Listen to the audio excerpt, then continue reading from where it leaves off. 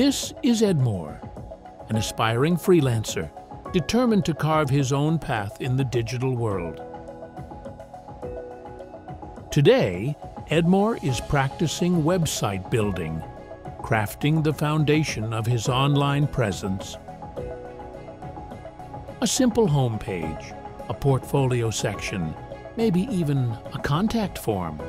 It might look small now, but this is where big dreams begin. Each click, each design choice is a step toward independence. Ito yung sinulat ko na mga ideas ko. Bali yun yung sinusunod kong step by step na guide ko. Simula sa panonood ng mga tutorials, dahil nga self-study ako, hanggang sa pag-submit ng mga resume. Pero syempre wala pa kasi ako nahanap na trabaho na pasok dito sa skill ko. He's not just learning software.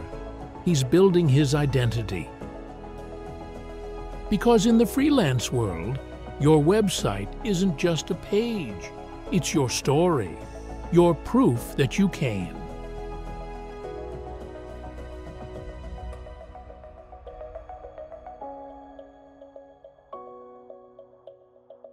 May nakita ko mali dito sa design ng website ko. Nakita ko nakapatong yung text dun sa image. Ito, aayusin ko siya ngayon. There will be mistakes. There will be long nights.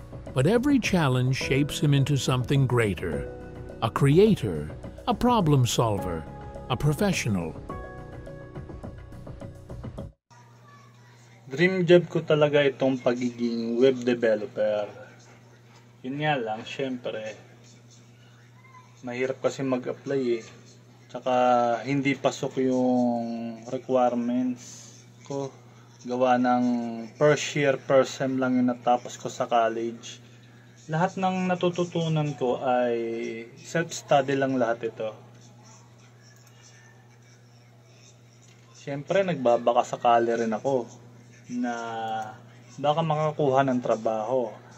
Kahit BA or video editor or web developer.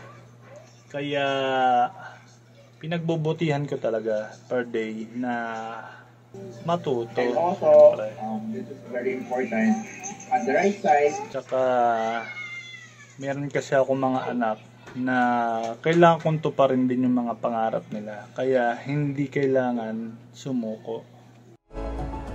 This is Ed Moore, an aspiring freelancer, building more than a website. He's building a future, not just for himself, but for his family.